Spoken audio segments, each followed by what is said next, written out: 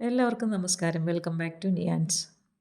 നോമ്പ് തുറയ്ക്ക് തയ്യാറാക്കാൻ പറ്റിയ 3 വ്യത്യസ്ത തരം ഡ്രിങ്ക്സിൻ്റെ റെസിപ്പിയാണ് വളരെ ഹെൽത്തി ആയ ഡ്രിങ്ക്സ് ആണ്. അപ്പോൾ ഈ നോമ്പ് തുറയ്ക്ക് ഇതൊന്ന് ട്രൈ ചെയ്ത് നോക്കാം. അപ്പോൾ ആദ്യത്തെ എങ്ങനെയാണ് ചെയ്യുന്നത് നോക്കാം. ഇത് തയ്യാറാക്കുന്നതിന് വേണ്ടി 1 കപ്പ് പാല് പാത്രത്തിലേക്ക് ഒഴിച്ച് നന്നായിട്ടൊന്ന് തിളപ്പിച്ചെടുക്കാം. പാല് നന്നായിട്ട് തിളച്ച് വരുമ്പോൾ അടുപ്പിൽ നിന്ന് മാറ്റി തണുക്കാൻ വേണ്ടി വയ്ക്കാം. ഇനി 1 ടേബിൾ സ്പൂൺ ചിയ സീഡ് ഒരു ബൗളിലേക്ക് ഇട്ട് കൊടുത്ത് വെള്ളം കൂടി ഒഴിച്ചു കൊടുത്ത് നന്നായിട്ടൊന്ന് കുതിരാൻ വേണ്ടി വയ്ക്കാം. ഇനി 1/2 കപ്പ് മാതളം പൊള്ളിച്ചെടുത്തത് മിക്സിയുടെ ചെറിയ ജാറിലേക്കിട്ട് നന്നായിട്ടൊന്ന് അരച്ചെടുക്കാം. അരച്ചെടുത്ത മാതളം ഇതുപോലെ നല്ലതുപോലെ ഒന്ന് അരിച്ചെടുക്കാം. മാതളത്തിൻ്റെ സീഡിൻ്റെ മട്ടിയൊക്കെ കാണും, അത് നമുക്ക് ആവശ്യമില്ല, അതിനെ അങ്ങ് അരിച്ച് മാറ്റിക്കളയാം. ഇപ്പോൾ ഇത് തിളപ്പിച്ച് വെച്ച പാല് നന്നായിട്ട് തണുത്ത് വന്നിട്ടുണ്ട്. അപ്പോൾ അതിൻ്റെ മുകളിലുള്ള ആ പാട നമുക്കങ്ങ് മാറ്റിക്കളയാം. അത് ഇതുപോലെ ഒന്ന് അരിച്ചെടുക്കാം.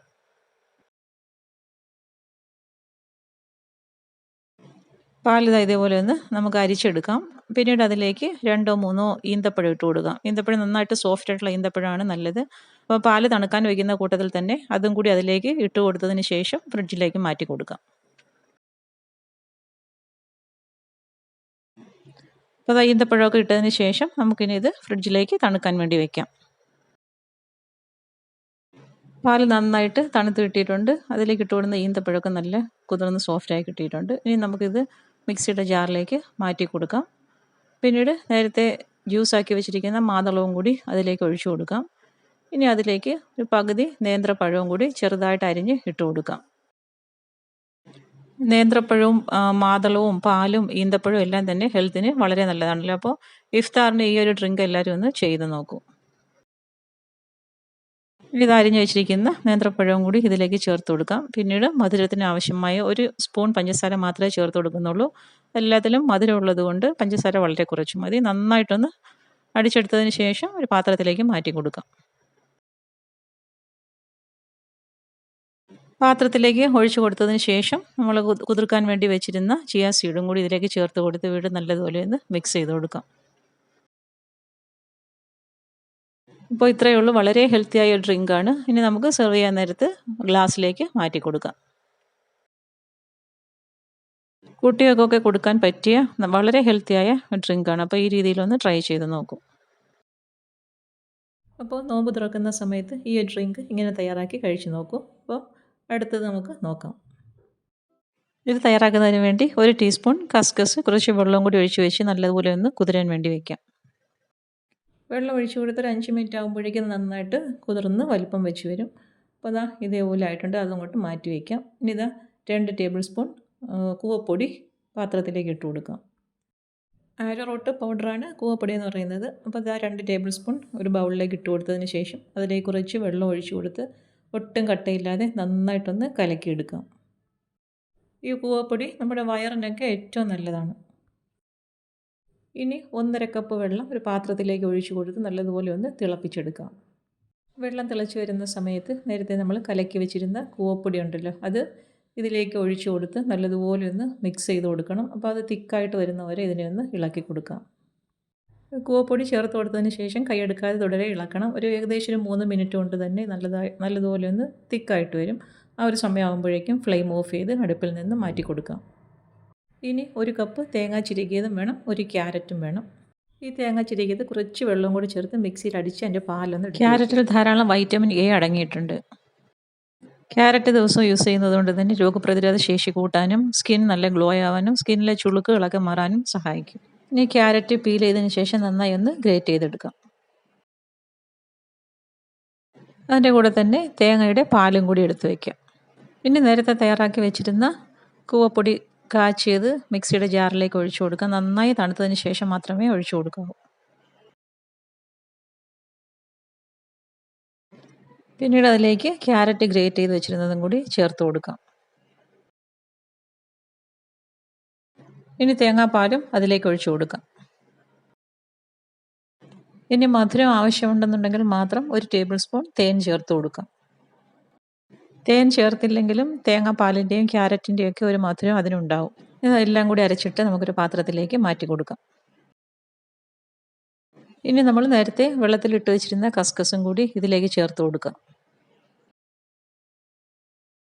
അസിഡിറ്റി ഉള്ളവർക്കും ദഹനം നന്നായി നടക്കാത്തവർക്കും ഒക്കെ പറ്റിയ ഒരു ഡ്രിങ്കാണിത്. അതുപോലെ തന്നെ വെയിറ്റ് ലോസ് ചെയ്യാൻ ആഗ്രഹിക്കുന്നവർക്കും സ്കിൻ നന്നായി ഗ്ലോ ആയിട്ടിരിക്കാൻ ആഗ്രഹിക്കുന്നവരും ഒക്കെ ഇതൊന്ന് ട്രൈ ചെയ്ത് നോക്കും. ഈ അളവിൽ 3 ഗ്ലാസ്സോളം നമുക്ക് തയ്യാറാക്കിയെടുക്കാൻ പറ്റും.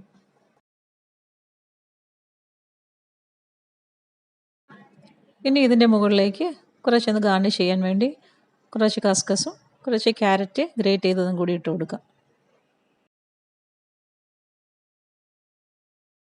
അപ്പോൾ ഇത്രയേ ഉള്ളൂ. വളരെ പെട്ടെന്ന് തന്നെ തയ്യാറാക്കി എടുക്കാൻ പറ്റുന്ന ഒരു ഹെൽത്തി ഡ്രിങ്കാണ്. എല്ലാവരും ഒന്ന് ട്രൈ ചെയ്ത് നോക്കൂ. വളരെ ഹെൽത്തിയായ ഡ്രിങ്ക് നോമ്പുതുറയ്ക്ക് ഇങ്ങനെയൊന്ന് ട്രൈ ചെയ്ത് നോക്കൂ. അടുത്തത് അവലും പാലും കൊണ്ടുള്ള ഐറ്റമാണ്. അപ്പോൾ അതെങ്ങനെ തയ്യാറാക്കുന്നതെന്ന് നോക്കാം. ഇത് തയ്യാറാക്കുന്നതിന് വേണ്ടി കുറച്ച് നെയ്യ് ഒരു പാനിലേക്ക് ഒഴിച്ചു കൊടുത്ത് നല്ലതുപോലെ ഒന്ന് മെൽറ്റ് ചെയ്തെടുക്കാം. നെയ്യ് നന്നായി മെൽറ്റായി വരുന്ന സമയത്ത് അതിലേക്ക് 1 കപ്പ് അവൽ ചേർത്ത് കൊടുക്കാം. അവൽ ചുവന്ന അവലാണ് എടുത്തിരിക്കുന്നത്. അവലിൻ്റെ കൂടെ തന്നെ 1/2 കപ്പ് തേങ്ങ ചിരകിയതും കൂടി അതിലേക്ക് ചേർത്ത് കൊടുക്കാം. ഇനി അവലും തേങ്ങയും കൂടി ആ നെയ്യിലിട്ട് നല്ലതുപോലെ ഒന്ന് റോസ്റ്റ് ചെയ്തെടുക്കാം. ഏകദേശം ഒരു 3-4 മിനിറ്റ് മീഡിയം ഫ്ലെയിമിലിട്ട് അവലും തേങ്ങയും കൂടി ഒന്ന് റോസ്റ്റ് ചെയ്തെടുക്കാം. ഈ ഒരു രീതിയിൽ നന്നായിട്ടൊന്ന് പരുവായി വരുന്ന സമയത്ത് ഫ്ലെയിം ഓഫ് ചെയ്ത് അടുപ്പിൽ നിന്നും മാറ്റി കൊടുക്കാം. ഇനി 1 കപ്പ് പാല് ഒരു പാത്രത്തിലേക്ക് ഒഴിച്ചു കൊടുക്കാം. ഇത് തിളപ്പിച്ച് തണുപ്പിച്ച പാലാണ്. അത് ഇതേപോലെ പാത്രത്തിലേക്ക് ഒഴിച്ചു കൊടുത്തതിന് ശേഷം അതിലേക്ക് ഒരു 1/2 കപ്പ് കണ്ടൻസ്ഡ് മിൽക്കും കൂടി ചേർത്ത് കൊടുക്കാം. ഇനി ഇത് രണ്ടും കൂടി നല്ലതുപോലെ മിക്സ് ചെയ്തെടുക്കാനുള്ളതാണ്. അത് മധുരത്തിന് ആവശ്യമായ 1/2 കപ്പ് കണ്ടൻസ്ഡ് മിൽക്കും കൂടി ചേർത്ത് കൊടുക്കാം. ഇനി ഒട്ടും കട്ടയൊന്നുമില്ലാതെ നന്നായിട്ട് ഇതിന് രണ്ടിനെയും കൂടി ഒന്ന് മിക്സ് ചെയ്ത് കൊടുക്കണം. അപ്പോൾ ഈ രീതിയിൽ നല്ലതുപോലെ ഒന്ന് മിക്സ് ചെയ്ത് കൊടുക്കാം. കണ്ടൻസ്ഡ് മിൽക്ക് ഇല്ലെന്നുണ്ടെങ്കിൽ മധുരത്തിന് ആവശ്യമായ പഞ്ചസാരയോ അല്ലെങ്കിൽ ഈന്തപ്പഴം അരച്ചതോ തേനോ ഏത് വേണമെങ്കിലും ഇതിലേക്ക് ചേർത്ത് കൊടുക്കാം.